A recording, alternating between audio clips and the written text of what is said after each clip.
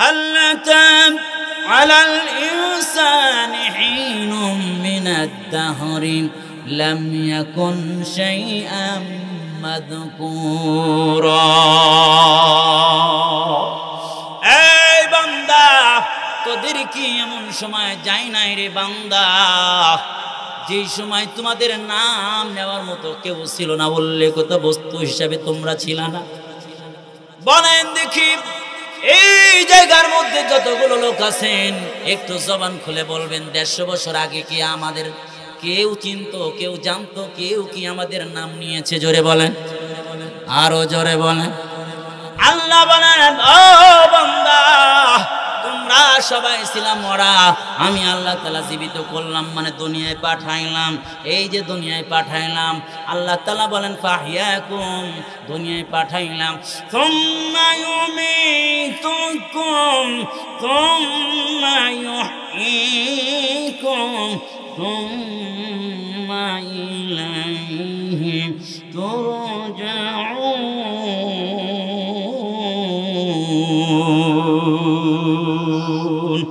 আল্লাহ তাআলা ডেকে বলে, বান্দা, হায়াত নামক দরজা দিয়ে তোরে পাঠাইলাম। আল্লাহ তাআলা জানায় দেন সূরা মুলকের মধ্যে, জানায় দেন আল্লাযী খালাকাল মাউতা ওয়াল হায়াত। বান্দা, হায়াত নামক দরজা দিয়া দুনিয়ায় পাঠাইলাম। আল্লাহ তাআলা বলেন, বান্দা রে, হায়াত নামক দরজা ইমিগ্রেশন দিয়ে ঢুকাইছি, আর একটা দরজা রাখছি রে বান্দা, ওই দরজা মরার দরজা, মরার দরজা রে বান্দা, মরার দরজা, মৃত্যু নামক দরজা দিয়ে টান দিয়া বান্দা তোরে আমি নিয়ে আসবো রে বান্দা। কেন মৃত্যু নামক দরজা আমি ফিট করলাম? একটা হলো জীবন নামক দরজা, আর একটা হলো মৃত্যু নামক দরজা। দুইটা দরজা কেন বলেন? আল্লাহ বলেন, আল্লাহ তাআলা জানা দেন, বান্দা কে কত ভালো আমল করতে পারো, পরীক্ষাকে কত সুন্দর দিতে পারো, আমি আল্লাহ তাআলা তোমাদেরকে দেখতে চাই রে বান্দা।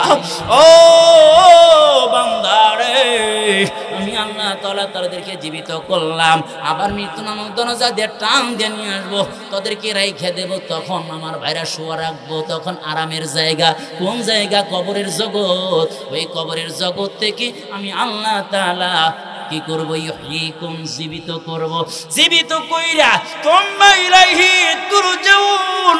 এরপরে যখন কবর থেকে বান্দা তোদেরকে জীবিত করব রে বান্দা, তখন আমি আল্লাহ তাআলা মাহশারের ময়দানে তোদেরকে একত্রিত করব। কেন গো? তোদের জিন্দেগির ফলাফল দেওয়ার জন্য। ও বন্ধু, ফলাফল যদি ভালো পেতে চান, 1 নাম্বার করতে হবে ঈমানকে স্বচ্ছ করতে হবে।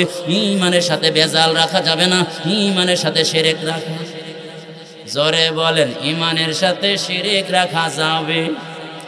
আমার ভাইরা, তাহলে ঈমানটাকে স্বচ্ছ রাখতে হবে, আমার ভাইরা ভেজাল মুক্ত রাখতে হবে।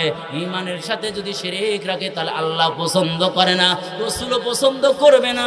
ও দোস্ত, আল্লাহ রাসূল জানায় দেন, 5 শ্রেণীর মানুষদেরকে কিয়ামতের ময়দানে আল্লাহ রাসূল শাফাত করবে। জোরে বলেন না, শাফাত করবে। রসুল কেমন দয়া রসুল গো, আমার আপনার রসুল এমন চেহারাটা সুন্দর ছিল, এমন চেহারা সুন্দর পৃথিবীর কারো ছিল। একটা কথা মনে আসছে, বলবো? আমার আপনার রসুলকে এত সুন্দর করে পৃথিবীতে পাঠাইছেন, এত সুন্দর করে পৃথিবীতে কাউরে আল্লাহ তাআলা পাঠান নাই। এত সুন্দর চরিত্র দিয়া আল্লাহ তাআলা পাঠাইছেন, পৃথিবীর আর কাউরে দিয়া পাঠান নাই। এত সম্পদ দিয়ে পাঠাইছেন, এত সম্পদ কাউরে দেন নাই। আমরা জানি গরিব, না না গরিব না, আল্লাহ রসুল এত ধনী, এমন ধনওয়ালা পৃথিবীতে কেউ ছিল না। ও বন্ধু, আল্লাহরে ধন দিয়েছেন, কিন্তু আল্লাহ রসুল তা গ্রহণ করেন নাই। আল্লাহ তাআলা ওফার দিলেন। মুহাম্মদ বলেন দেখি, আপনি যদি বলেন তাহলে উহুদ পাহাড়, ইন্নাস সাফা ওয়াল মারওয়াতা মিন শাআইরিল্লাহ, এই যে জাবাল উহুদ আমি আল্লাহ তাআলা স্বর্ণতে পরিণত করে দেব, আপনার লগে লগে ঘুরবে। আল্লাহ রাসূল ডেকে বলে, আল্লাহ রাসূল বলেন, আল্লাহ আমি চাই না, আমি একবেলা খেয়ে থাকবো, তখন শুকরিয়া আদায় করব। যেই বেলা খেতে পারবো না, সুযোগ হবে না গো, ওই সময় আমি আল্লাহ রাসূল কি করব? ধৈর্য ধারণ করব। বলুন সুবহানাল্লাহ। আমার নবী চেহারা এমন সুন্দর ছিল গো। আয়েশা ডেকে বলে আমার রাসূল যখন আমার ঘরের মধ্যে যখন ল্যাম্প থাকতো না, কপি থাকতো না, বাতি থাকতো না, ঘরের মধ্যে যখন কাজ করার দরকার হইতো তখন আমি অপেক্ষা করতাম কখন আমার রাসূল ঘরের মধ্যে আসবে। রাসূল যখন ঘরের মধ্যে আসতো তখন আমি কাজ করতে পারতাম, আমার রাসূলের চেহারার আলোতে আমি কাজ করতে পারতাম।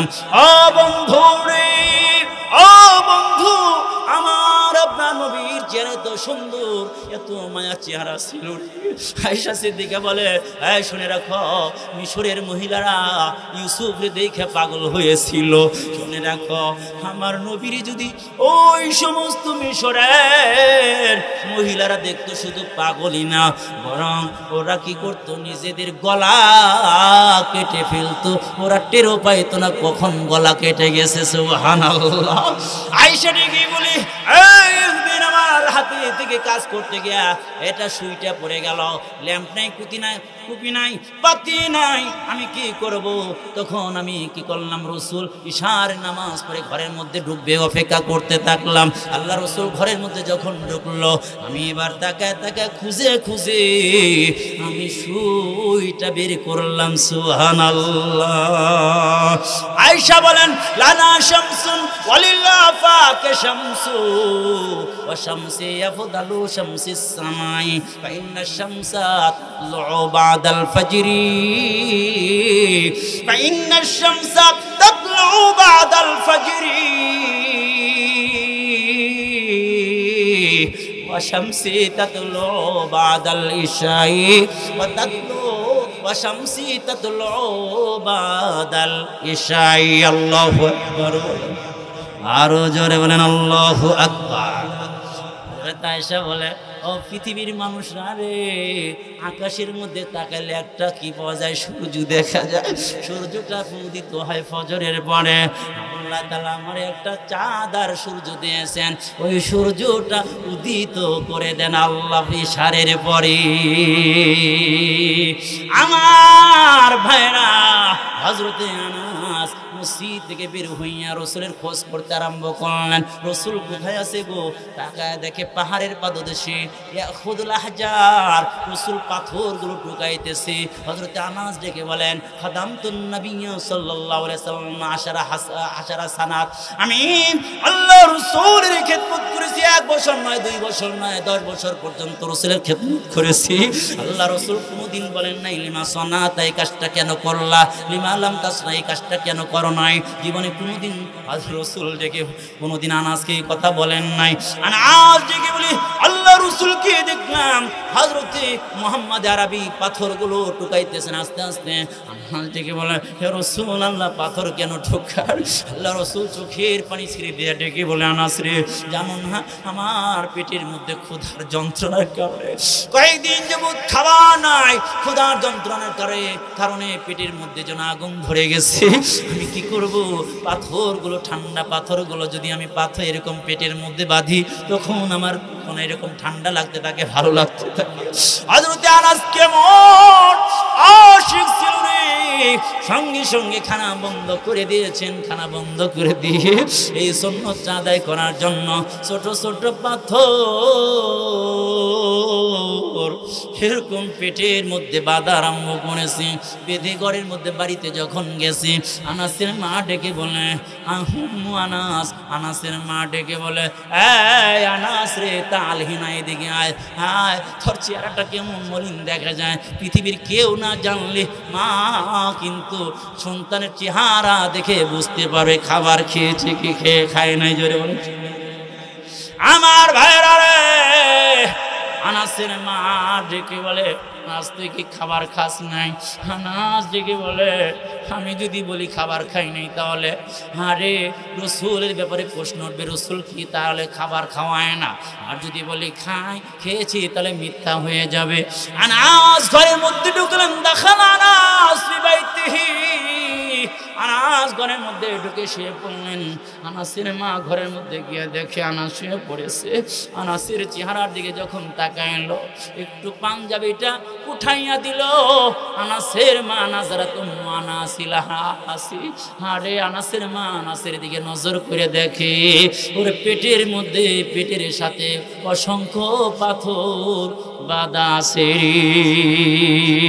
আনাসের মা চোখের পানি ছেড়ে দিয়ে কান্দে আর বলে, আনাস রে, কতদিন যাবত তুই খাবার খাস না, কারণ কি? আরে কেন তুই খাবার খাস না? তুই কেন পাথর বাঁধলি রে আনাস? আল্লাহ রাসূল যখন বলল, আনাস ডেকে বলে, মা, রসুল খাবার খাইলে আমি খাই, রসুল খাবার না খাইলে আমি খেতে পারি না। জানো না, আমার রসুলের মা নাই রে, আমার রসুলের বাবা নাই, আমার রসুলের বিরোধিতা করে কারা পড়ল রসুলের কথা মানে না, রসুল রে গালি দেয়, পাথর দিয়ে আঘাত করে। রসুল যখন সিজদায় যায়, ফুটের নারী বুড়ি গুলো রসুলের মাথার উপরে দিয়ে দেয়। কাফির বেঈমানরা রসুলকে তো কষ্ট দেয় গো। রসুল কয়েকদিন ধরে রসুল খাবার খায় না, আমার রসুলের মা নাই, কে আদর করবে, কে আমার রসুলের খবরটা নেবে? এমন নাই নাই রে, রসুলের মা জীবিত নাই, খবর নেবে কে? রসুলের মা নাই, খবর নেওয়ার কেউ নাই রে। আমি তাকে তাকে দেখি রসুলের পিছন থেকে কত মানুষ পাথর নিক্ষেপ করে। রসুল ডেকে ডেকে বলে, আয়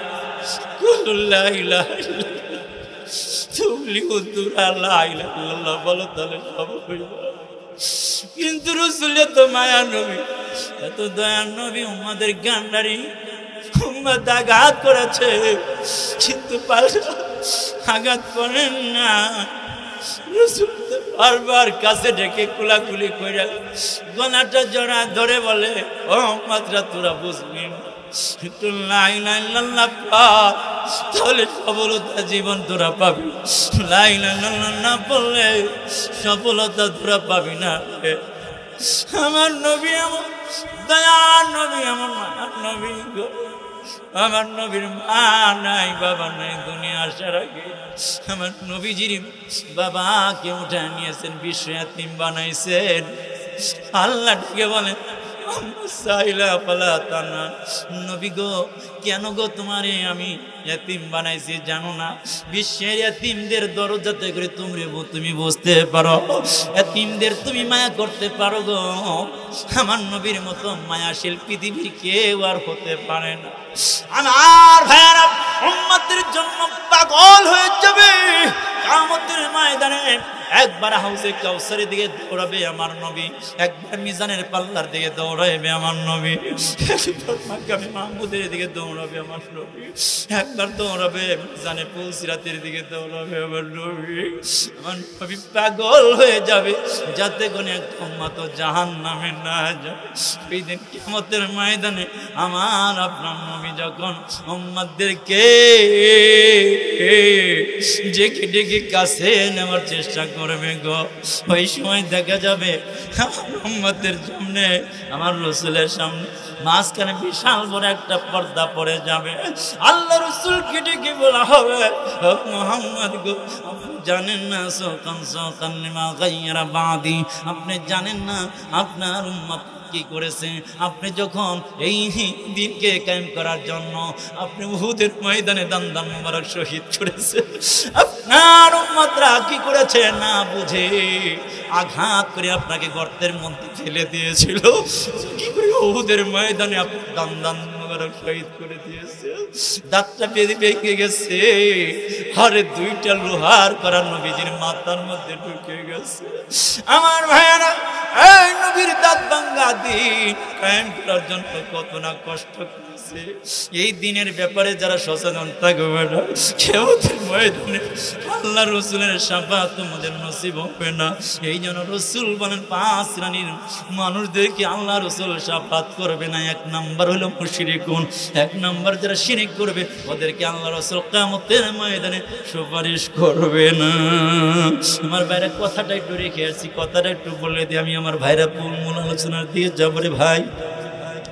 হযরত আনাসকে যখন ডেকে বলে মা, ডেকে বলল, আনাস বলে আমার নবীর মা নাই, আমার নবীর বাবা নাই, এই জন্য নবীর পেটে খাবার নাই, এই জন্য আমি পেটে খাবার দেয় না, পেটের মধ্যে পাথর বেঁধেছি গো মা।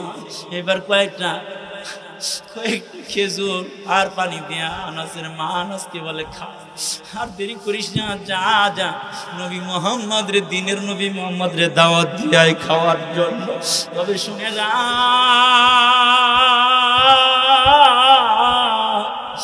আমার নবীর মায়া, নবীর চেহারার মতো চেহারা পৃথিবীতে আর হতে পারে না, এটা শুনেছি।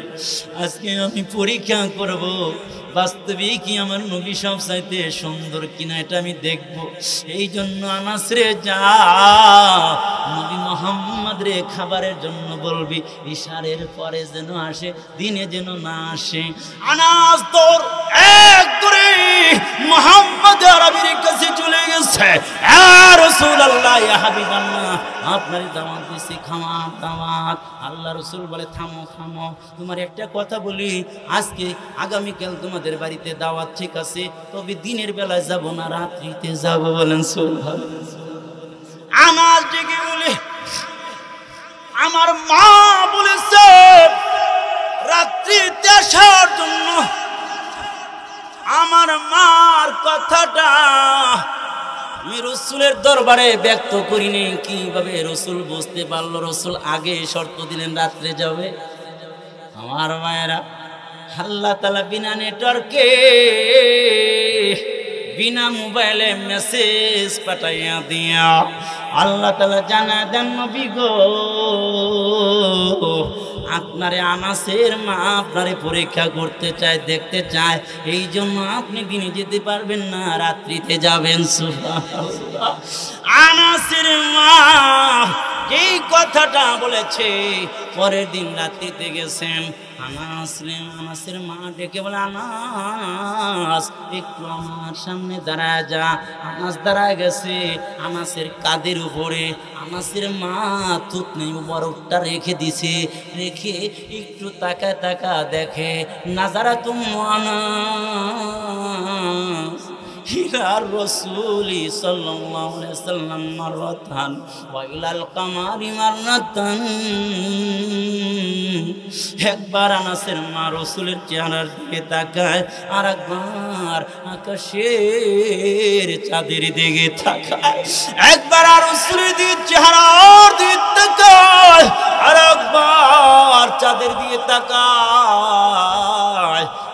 তাকাইতে তাকাইতে আনাসের মা যেন দুর্বল হয়ে গেছে, ফাঁপা ফাঁপা আস্তে আস্তে চোখের পানি ছেড়ে দিচ্ছে, আর গরম অশ্রু যারা ফাতায় না। আনাসের মায়ের চোখ দিয়ে অশ্রুগুলো পড়ছে। আনাস ডেকে বলে, মা তুমি কাঁদো কেন, কাঁদো কেন? আনাসের মা বলে, কনফিউশনে ছিলাম, চাঁদটা কি সুন্দর নাকি আমার নবীর চেহারা সুন্দর। আইরে তাকা তাকা দেখলাম, বারবার দেখে দেখে আমি সিদ্ধান্ত নিলাম আমার নবীর চেহারার মধ্যে কোনো দাগ নাই, চাঁদের মধ্যে দাগ আছে, চাঁদের চরিত্রে দাগ আছে। আমার নবীজির চেহারা আর চরিত্রের মধ্যে দাগ নাই। আমি সিদ্ধান্ত নিলাম আমার নবীর চেয়ে সুন্দর মানুষ পৃথিবীতে আর না। আল্লাহ, সেই রসুল, দয়া মায়ার রসুল। এক একটা পয়েন্ট যদি আমি বলতে চাই, আমি সংক্ষেপে অল্প টাইমে, ইনশাআল্লাহ আর একটু টাইম দিবেন আপনারা? দিবেন ইনশাআল্লাহ? তাহলে আমি নির্যাস কিছু কথা বলি।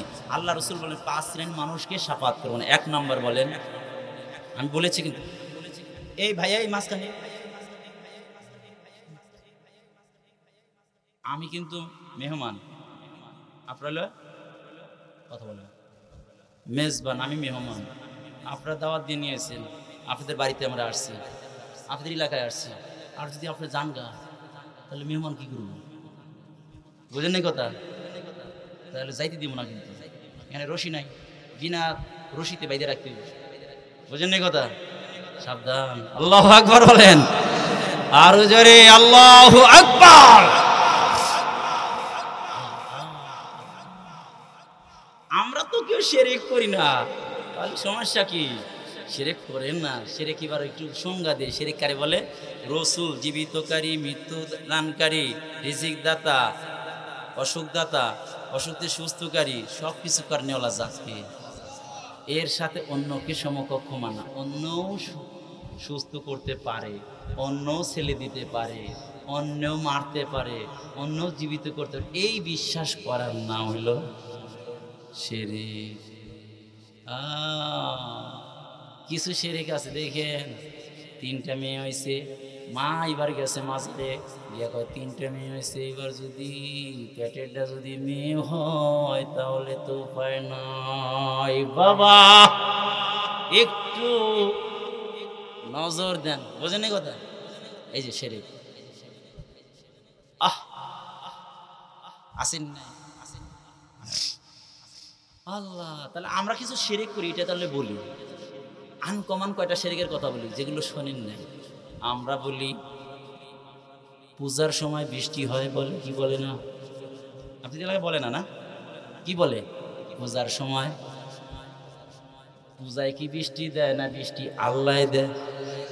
তাহলে এটা শিরক না? শিরক না? জোরে বলেন। তাহলে বলবেন কি বৃষ্টির সময় পূজা হয়? কি হয়? বৃষ্টির সময় পূজা হয়, পূজার সময় বৃষ্টি হয়, কথাটা ঠিক না? কারণ বৃষ্টির তো টাইম, বৃষ্টি তো হইবই। আগুনের মধ্যে হাত দিলে তো আগুন জ্বালাইবে, বৃষ্টির সময় তো বৃষ্টি হবে। এই জন্য পূজার সময় বৃষ্টি হয় না, বরং বৃষ্টির সময়, কথা কয় না, বৃষ্টির সময়। আর একটা বলি, তাহলে এই কথা বলা যাবে না। আর একটা বলি, হ্যালো দোস্ত, কেমন? আসসালামু আলাইকুম। কয় ভালো আছিস নি? কয় আসি বালা। কোন জায়গায় আছে? কয় চাকরিতে। কয় ঠিক আছে, চাকরি কেমন আছে? বল ভালাই। ছেলে মেয়ে কেমন আছে? কয় ভালাই। তোর বউটা কেমন? কয় ভালাই আছে। সংসার কেমন চলছে? ভালাই আছে। ঠিক আছে দোস্ত, আসি সে টাইম করে। কয় আচ্ছা ঠিক আছে, ভালো থাকিস, আসসালামু আলাইকুম। কথা কয় বলে কি বলে না? ভালো থাকা, যদি ওই ক্ষমতাই থাকতো ভালো থাকার, তাহলে ও জীবনে কি আর অসুখ হইতো? তাহলে ভালো রাখা, ভালো থাকা কার ক্ষমতা? তাহলে এই কথা বলা শিরক। ভালো থাকিস এই কথা বইলা মোবাইল যে রাখলেন, আপনি শিরক করলেন। তাহলে বলতে হবে কি? বলতে হবে আল্লাহ ভালো রাখুক, রাখি, আসসালামু আলাইকুম। কথা কয় না? কি বলতে হবে? আল্লাহ।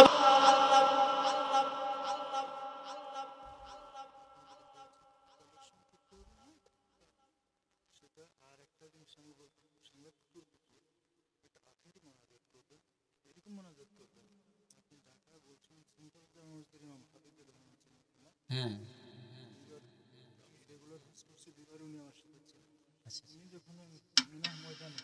মোনাজাত ধরছে, হ্যাঁ, তো আমি দেখছি লোকজন চিৎকার করে কান্না করছে, গড়াগড়ি করা শুরু করে বেশিরভাগ। আমি যে এরকম একটা মোনাজাত করবো ইনশাআল্লাহ। সবকিছু কার হাতে? আরো জোরে। বেদাত আছে কি? 2 নাম্বার কি? বেদাতিকে আল্লাহ রাসূল শাফাত করবে, বেদাত আছে। হ্যাঁ, খেয়াল করেন, আপনারা যারা কমিটিতে যারা আছে একটু বসেন, আর কিছু বলেন। আপনারা চান কিছু কথা বলি? চান একটু?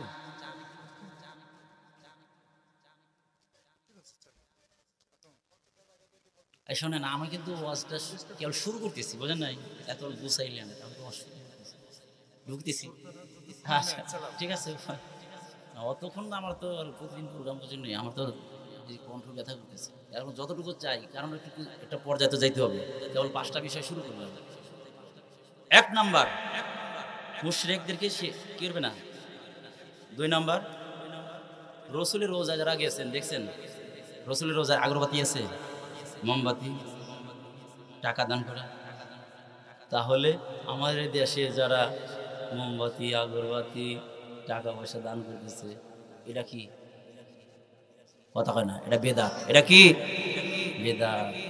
আমার ভাইরা দেখবেন এই গ্রুপ আছে আবার, খাজার নামে মাজার দিয়া দেখায় যারা খাজার শান, দিনে করে বন্ডামি আর রাত্রে মারে গাজায় টানাছে নাই, এরকম কিছু জানি আছে।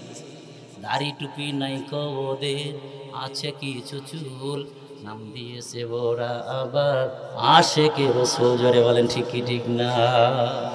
কোরআন হাদিস পড়ে না কো, নামাজ রোজা রাখে না কো, পড়ে না কো আল কোরআন, দিনে করে বন্ডামি আর রাত্রে মারে গাজায় টানাসেনি নাই।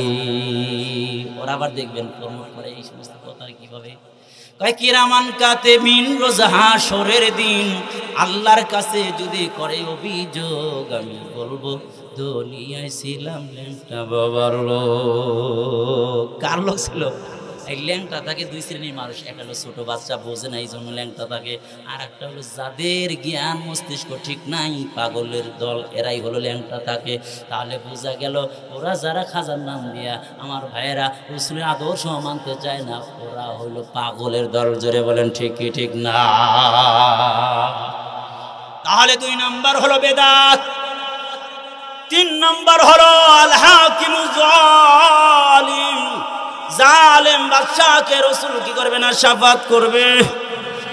যুগে যুগে যারা জুলুম করেছে, অত্যাচার করেছে, তাদেরকে আল্লাহ তাআলা কি করেছেন? চূড়ান্ত পর্যায়ে যখন জুলুম করেছে, তাদেরকে আল্লাহ তাআলা ছাড় দিয়েছেন, কিন্তু ছেড়ে নীল দরিয়ায় পানির মধ্যে চুবাইয়া লক্ষ লক্ষ সোলজারে মাছের খাবার বানাইছে। আর বড় জালেমটা আনা রব্বুকুমুল আলা, যে ফিরাউন বলেছিল, ওই ফিরাউন রে আল্লাহ তাআলা শুটকি মাছ বানাইয়া পিরামিড জাদুঘরে বানায় আমার ভাইরা রেখে দিয়েছেন। কিয়ামত পর্যন্ত যত স্বৈরা শাসক আসবে এদের করুণ পরিণতি হবে, তার উপদেশ গ্রহণ করার জন্য আল্লাহ তাআলা ব্যবস্থা কায়েম করেছেন। জোরে বলেন ঠিক কিনা? আমার ভাইয়েরা, জালেম বাদশা যেভাবে শাফাত পাবে না, তেমনি ভাবে কিছু আছে জালেম স্বামী, কিছু আছে জালেম স্ত্রী, কিছু আছে জালেম শ্বশুর, কিছু আছে জালেম শাশুড়ি। আমার ভাইরা এই কথাগুলো বলার সুযোগ নাই, টাইম নাই। আমার ভাইরা যদি আবার সুযোগ হয় কোনোদিন বলবো। আজকে শাশুড়ির যে দায়িত্ব শাশুড়ি জানে না, স্ত্রীর যে দায়িত্ব সে জানে না, শ্বশুরের যে দায়িত্ব সে জানে না, স্বামীর যে দায়িত্ব সে জানে না। এই জন্য ঘরের মধ্যে শান্তি বলতে কিছু নাই। জোরে বলেন ঠিক কি ঠিক না? আমার ভাইয়েরা দেখবেন বৌমা কাজ করতে করতে মরলেও তারপরেও দেখবেন সজদা করা এই জাতের শাশুড়ি আছে। আমার ভাইয়েরা পুত্রবধূ যদি সাজগোজ আরম্ভ করে দেয় তখন বলবে সারা দিন শুধু কাজ বাদ দিয়ে সাজগোজ করে, এরকম শাশুড়ি আছে না নাই? আবার যদি মেয়ে যদি সাজগোজ করে তখন বলবে আমার মেয়ের মতো সুন্দরী মেয়ে বাংলার জমিনে নাই। আমার ভাইয়েরা এইভাবে 12 থেকে 14টা টিপস আছে শাশুড়ির জন্য। পুত্রবধূর 12টা টিপস আছে। ইসলাম যে টিপস গুলো দিয়েছে এগুলো না জানার কারণে ঘরের মধ্যে শান্তি নাই দোস্ত। আজকে জালেম শাশুড়ি হয়েছে, জালেম শ্বশুর হয়েছে, জালেম স্বামী হয়েছে, জালেম স্ত্রী হয়েছে রে দোস্ত। ওই দিকে যাওয়ার টাইম নাই। 3 নাম্বার বলেছি। চতুর্থ নাম্বার হইল কি? চতুর্থ নাম্বার হইল কুল্লু গালিন। প্রত্যেক ওই ব্যক্তি অপরাধ করবে একজন, হামলা করবে একজন, মামলা হবে আর একজনের বিরুদ্ধে। জোরে বলেন ঠিক কিনা? সমাজে আছে কি নাই? অপরাধ করে একজন আর ঘুরে ফিরে অপরাধের শাস্তি পায় আর একজন। জোরে বলেন ঠিক কি ঠিক না? 5 নাম্বার হলো যারা শাফাআতকে অবিশ্বাস করবে তারা কি পাবে না? কিয়ামতের ময়দানে শাফাআত পাবে না। ও দোস্ত, হযরতে আলী রাদিয়াল্লাহু তাআলা বলেছেন 4টা নসিহত করেছেন। হযরতে আলী 4টা নসিহত করেন। আর হযরতে আলী ডেকে বলেন মান আরাদা সাহিবা, এই যারা আল্লাহরে বন্ধু বানাইবে ফাল্লাহু ইয়াকফিহি, আল্লাহ তার জন্য যথেষ্ট হইব। বন্ধু বানাইতে হবে কারে? জোরে বলেন না আওয়াজ দিয়ে। এই যদি ভালো লেগে থাকে, মহব্বত যদি করেন, তাহলে জোরে আওয়াজ দিয়ে বলেন কে? হযরতে আসিয়াকে ফিরাউন কয় আমি বড় খোদা, আমারে মানুষ না তুই? আসিয়া কয় না, তোমারে মানি না। মুসার যেই খোদা আমার সেই খোদা, তোমারও একই খোদা। হযরতে আসিয়া বললেন তোমারে খোদা মানি না। ফিরাউন কয় আমারে মানবি না? এই মিশরের সবাই আমারে মানে, তুই মানুষ না? এবার ফিরাউন গিয়া তার শ্বশুরে নিয়ে আসছে, আপনার মেয়েরে বুঝান। মেয়েরে বুঝাইতে লইছে। এবার আসিয়া বলে তাহলে আপনার জামাইরে কন উনি পূর্ব দিক থেকে তো আল্লাহ সূর্য উদয় করে দেয়, উনি পশ্চিম দিক থেকে উদয় করে দিক, উনি যদি ক্ষুধা হয়ে থাকে। আমার তো ফিরাউন পারে না, কারণ জালেমদের কাজ হলো যদি ওরা যুক্তিতে হেরে যায় তখন দেখবেন অ্যাকশনে চলে যায়। জোরে বলেন ঠিক কি ঠিক না? এবার আসিয়ারে রাজ দরবারে নিয়ে এসে দুই হাত দুই দিকে দিয়া পেরাক লাগাই দিছে, কিলোক লাগাই দিছে, গলার মধ্যে সাপ পেঁচাই দিছে। আসিয়া বুঝতে পারছে আমার তো জীবন শেষ। তখন আসিয়া তো বন্ধু বানাইছেন কারে? কারে বানাইছে বন্ধু? আল্লাহরে ডাক দিয়া কয়, ওই ডাকটা আল্লাহ পাক কোট করে সূরা তাহরিমের মধ্যে জানাই দিয়েছেন। আল্লাহরে বলে রব্বি বিনিলি ইনদাকা বাইতান ফিল জান্নাহ। হযরতে আসিয়া ডেকে বলে আল্লাহ দুনিয়ায় কোথায় ঘর চাই না, কোথায়ও আশ্রয় চাই না, ফিরাউনের কাছেও চাই না, কারো কাছে চাই না। রব্বিবনি লি, আমার জন্য বানাও, ইনদাকা, তোমার কাছে। কার কাছে? যে যারে ভালোবাসে সে তার কাছে থাকতে চায়। জোরে বলেন ঠিক কি না? হযরতে আসিয়া ডেকে বলে আল্লাহ আমি তোমারে ভালোবাসি, তোমার জন্য সব ছেড়েছি। ও মালিক তোমার কাছে একটা ঘর বানায় দাও। আল্লাহ তাআলা কবুল করলেন, কবুল করলেন। কবুল যখন হয়ে গেছে আল্লাহ তাআলা এরকম ফেরেশতারে ডেকে বলে ও ফেরেশতা যা যা, আসিয়ার যেন কষ্ট না হয়, না হয়। যা আসিয়া যদি দেখতে চায়, আসিয়ার যখন জান কবজ করবে রে ফেরেশতা, আসিয়ার জান কবজ করার আগে তুই একটু জান্নাতটা তার সামনে তুলে ধর, সামনে জান্নাত তুলে ধর, জান্নাতটা তুলে ধর। তাহলে বন্ধু যদি বানানো যায় আল্লাহ রে, তাহলে আল্লাহ ওই ব্যক্তির জন্য যথেষ্ট হয়ে যাবে কিনা? জোরে বলেন আমার ভাইয়েরা। 2 নাম্বার আলী বলেন মান আরাদা মুনিসান, যারা কোরআনকে বন্ধু বানাবে রে, কোরআনকে মহব্বত করবে, কোরআনকে মহব্বত করবে, তাহলে কোরআন ফাল কোরআন ইয়াকফিহি, কোরআন তার জন্য যথেষ্ট হয়ে যাবে। দোস্ত গো, আল মাইয়াতু বুদিয়া ফি কবরিহি, মাইয়াতকে যখন কবরে রাখা হয় তখন ইয়াসমাউনি আলা সাহিবিহিম, এই তাদের বন্ধুরা যে হেঁটে হেঁটে যায় তাদের জুতার আওয়াজটা শুনতে পারে। বন্ধুরা যখন চলে যায় জামালাকান, 2 জন ফেরেশতা সেই কিদানিহি তারে বসায় ফেলে। এবার ইতিমধ্যে 2 জন ফেরেশতা তারে পরীক্ষা নেওয়া আরম্ভ করে দেয়। আর ইতিমধ্যে একজন সাদা কাপড় পরিহিত ব্যক্তি তার সামনে উপস্থিত হয়ে যায়। মাইয়াত বলে আল্লাহ, ও ব্যক্তি তোমারে তো চিনি না ভাই, তুমি কোত্থেকে আসলা? একে বলে তুমি চেনো না, চেনো না, আমি তো ওই কোরআন আল্লাহর কালাম, দুনিয়ায় তুমি ঘুম পরিত্যাগ কইরা গভীর রজনীতে কোরআন তেলাওয়াত করেছো রে, আহা আমারে মহব্বত করেছো, কোরআন জানো না কিন্তু ইমাম সাহেবের কাছ থেকে পড়া শুনেছো, কোরআন ওয়ালারে মহব্বত করেছো, কোরআন তুমি চুমো খেয়েছো, কোরআন রে তুমি মহব্বত করেছো, কোরআন পড়া জানো না কিন্তু দিলের মধ্যে বড় ব্যথা, কোরআনকে মহব্বত করেছো। কোরআন তখন ডেকে বলে তোমার ভয় নাই, ভয় নাই, গাউফার সুকা তোমার থেকে আমি আলাদা হব না, যতক্ষণ পর্যন্ত জান্নাত পর্যন্ত পৌঁছাইতে না পারবো ততক্ষণ পর্যন্ত আমি কোরআন তোমার থেকে আলাদা হব না। সুবহানাল্লাহ। এই জন্য ডেকে বলে আল্লাহ রাসূল বলেন কোন আলিমান, এই তুমি আলেম হও, এই আও মুতাআল্লিমান, আলেম না হইতে বলে আলেমের কি হও, ছাত্র হয়ে যাও। আলেমের ছাত্র হওয়ার টাইম নাই, তাহলে কি করো তোমার? আও মুইনান, আলেমরে সহজতা করো। আও মুহিব্বান, আলেমরে মহব্বত করো। ওয়ালা তাকুন খামিসান, পঞ্চম নম্বরে যাইও না। ফাতাহলিক, তাহলে ধ্বংস হয়ে যাইবা বন্ধু। এই জন্য মহব্বত করতে হবে দুনিয়ায় কারে? আল্লাহকে এবং আল্লাহ রসুলকে।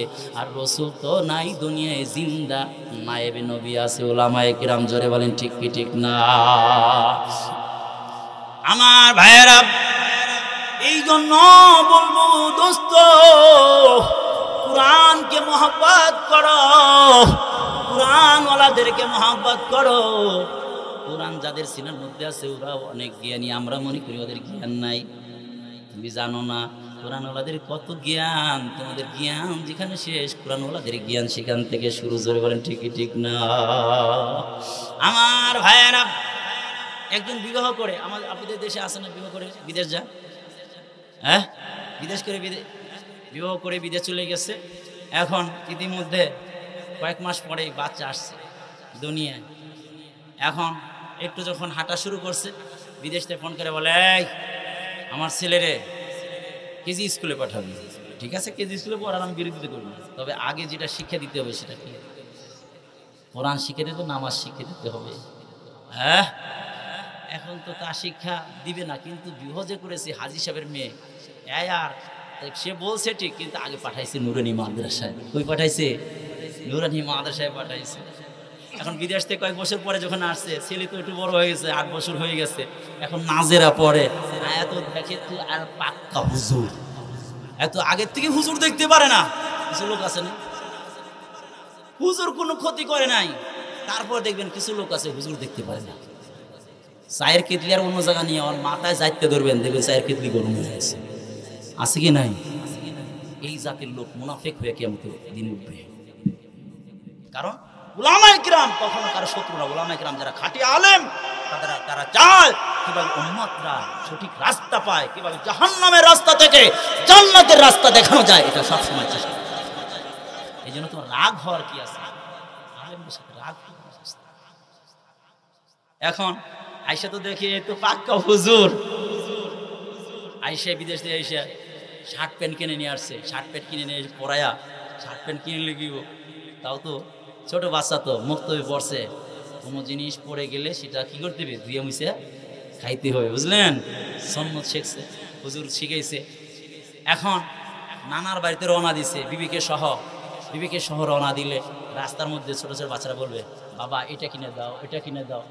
লজেন কিনে দিছে, লজেন কিনে দিলে দেখবেন ছোট বাচ্চাদের অভ্যাস আছে, লাফাইতে লজেন খাইতেছে, লাফাইতে সামনে যায়। হঠাৎ করে মুখে থেকে লজেনটা পুড়ে গেছে। এখন বাবা বলছে, উঠেস না ওগুলো। সিলেটটা আবার উঠিয়া টিউবওয়েলের কাছে ছিল, ধুয়ে আবার উঠিয়ে দিচ্ছে। এই জন্যই বলছি যে এই কাঠমোল্লা বানানো দরকার নেই। মোল্লা মুন্সিরা বোঝে না, বর্তমান কিচ্ছু বোঝে না, পরিবেশ বোঝে না। এই কাজ করলে কি লেগে? আমার উস্তাদ বলছে, হুজুর বলছে, যে জিনিস পরে যায় ওগুলো উঠে খাইতে হয়, এটা রহমত থাকে। হুজুর কথা বাদ দে, আজ থেকে বললাম যে জিনিস পরে যায় সে জিনিস উঠাইতে নাই। এটা শুনে রাখ, আমার কথা তুমি খেয়াল রাখবে। ঠিক আছে, বাচ্চা মানুষ কি করবে? সামনে যখন এখন নদী আসছে, এখন তো নদীর কিনারা, এখন মনে তো শার্ট কোট টাইপের পরা, লাভ দিয়ে তো উঠছে। মহিলা তো শাড়ি পরা, এখন উনি একটু বোরকা আছে, লাভ দিয়ে উঠতে পারবে না, সামনে আছে কাদা। এবার বলে তাহলে হাত ধরো, হাত ধরে দিছে টান, হাত গেছে ছুটে গিয়ে কাদার মধ্যে গেছে পড়িয়া, বুঝেন নাই কথা? এবার ছোট্ট বাচ্চা লাভ করে আর কয়, বাবা যে জিনিস পড়ে যায় সে জিনিস তুলতে নাই। চলো যাই বাবা, আমি আর তুমি যাই, নানার বাড়ি যাই, মাকে কাদার মধ্যে রাইখা দাও, আর তুলতে নাই। কারণ তুমি কিছুক্ষণ আগে বলছো যে জিনিস পড়ে যায় ওই জিনিস তুলতে নাই, আজকে আর মা আর তুললো না। দেখছেন নি সন্ন্যতের বরকতটা কি? সন্ন্যতের মা দুনিয়ার বার। ও দোস্ত, টাইম বেশি নাই, অল্প টাইমে আখিরি মুনাজাত দিতে পারে। দোস্ত, যারা মাদ্রাসার ছাত্র হয়, মাদ্রাসার তালিব ইলম হয়, তাদেরকে তুমি একটু মহব্বত করো। একটা রুটি কিনে দিও, একটা চিপস কিনে দিও, মহব্বত করো। আজকে তুমি মহব্বত করবে একটা মাদ্রাসার ছাত্রকে, শুনে রাখো এই মহব্বত তোমার কিয়ামতের ময়দানে যখন তোমার জাহান্নামের ফয়সালা হয়ে যাবে, এই ছোট্ট বাচ্চা আগামী দিন যখন আলেম হবে রে, তুমি যে ইহসান করছো, তুমি যে টাকা দান করছো, তুমি যে তাকে এরকম খাবার দিয়েছ, তাকে এক সেট পোশাক দিয়েছ, তাকে যে কিতাব কিনে দিয়েছ, পড়ার ব্যবস্থা করে দিয়েছ, বলে এইটা কিয়ামতের ময়দানে দেখবা ওই ব্যক্তি তোমাকে টেনে টেনে জান্নাত পর্যন্ত পৌঁছানোর ব্যবস্থা যিনি করে দিবেন তিনি কে? আর চিল্লা বললেন তিনি কে? এই গভীর রাত্রিতে আল্লাহ তাআলার মালিকের নাম, আল্লাহর নাম একটু মহব্বতের সাথে একটু নেন, জোরে বলেন কে? একটু জোরে বলেন আল্লাহ, আরো জোরে আল্লাহ। ছোট বাচ্চা, মাদ্রাসার বাচ্চা, ছোট বাচ্চা, বাবা নাই তো, আরে বাবা নাই, এরা ছোট বাচ্চারা বোঝে বাবা না থাকলে যে কি কষ্ট। একজনে থাপড় দিছে, একটা দেখে খাইতে মন চাইছে, কার কাছে বলবে? ও কার কাছে বলবে? আপনি ধমক দিলেন, আপনার সন্তান আছে, অন্যজন ধমক দিলে দেখবেন আপনার সন্তান আপনাকে বলবে বাবা অমুকে ধমক দিছে, আপনি তাকে সান্ত্বনা দিতে পারবেন, কিন্তু একটা এতিম বাচ্চা তাকে ধমক দিলে কে সান্ত্বনা দিবে? ও কার কাছে বলবে? ও দেখবেন নির্জনে বসে বসে কাঁদবে। একটা ছোট বাচ্চা, মাদ্রাসার একটা বাচ্চা, এতিম অসহায় বাচ্চা। এই ভাই পিছনে বসেন, আস্তে আস্তে বসেন, কথা বলেন না, আওয়াজ করেন না, মেহরবানি করে আওয়াজ করেন না, একটু কথাটা শোনেন, 5 মিনিট কথাটা শোনেন, খেয়াল করেন। আপনার কষ্ট হচ্ছে?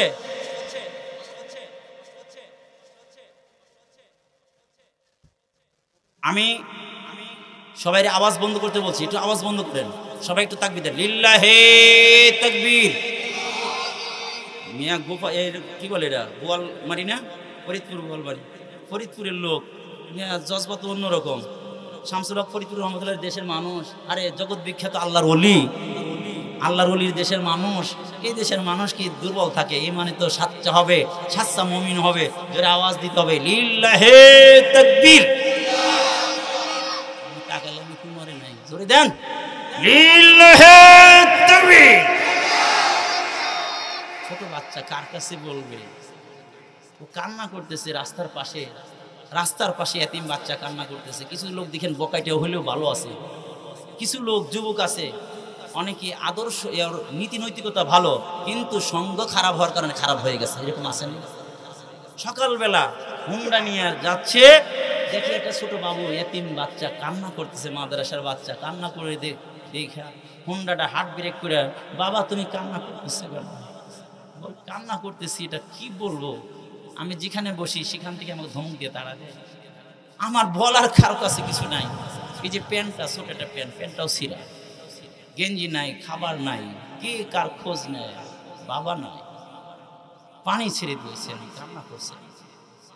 তখন যুবকটা তার হৃদয়ে খুব রেখাপাত করেছে, মহব্বত লেগেছে, বলে বাবা তোমাকে যদি আজকের থেকে আমি মহব্বত করি, আমি তোমার বাবা হয়ে যাই, তাহলে তোমার কোন ভয় আছে? সাথে সাথে হুন্ডার মধ্যে উঠে বাড়িতে নিয়ে গেছে। এই আব্দুল্লাহ মা, আমি তোমাকে একটা সন্তান এনে দিলাম, আজকে তুমি গোসল করাও, সাবান দিয়ে গোসল করাও। যুবক স্ত্রীর লগে দুইজন মিলে সুন্দর করে গোসল করায় দিল। গোসল করাইয়া সুন্দর নতুন পোশাক ওয়ার্ড্রপ থেকে বের করে পরায়া দিল, পরায়া দিয়ে খাবার দিল, খাবার খাই। খাবার খাওয়ার পরে কিছু টাকা দিয়ে বললো এবার দোকান থেকে যা মনে চায় তা খাও, তুমি আজকের থেকে এই বাড়িতে থাকো, ওর 8 টাইমে তুমি গিয়া মাদ্রাসায় হাজিরা দিবা, পড়তে যাইব রে বাবা। এই বলো রে দেখি, তোমার কি অভাব আছে? আর কি কষ্ট হবে না? না কষ্ট হবে না। এইবার তুই আড্ডাখানায়, যুবকটা আড্ডাখানায় চলে গেছে। এবার হঠাৎ করে গভীর রাত্রিতে ঘুমের মধ্যে দেখে রে কিয়ামত কায়েম হয়ে গেছে। কেমন যখন কায়েম হয়ে গেছে, কোটি কোটি মানুষগুলো কোটি কোটি মানুষ মাহশারের ময়দানের দিকে রওনা করেছে, সবাই রওনা করেছে। ওই যুবক ইয়াতীমকে যে আশ্রয় দিয়েছে ওই যুবকটাকে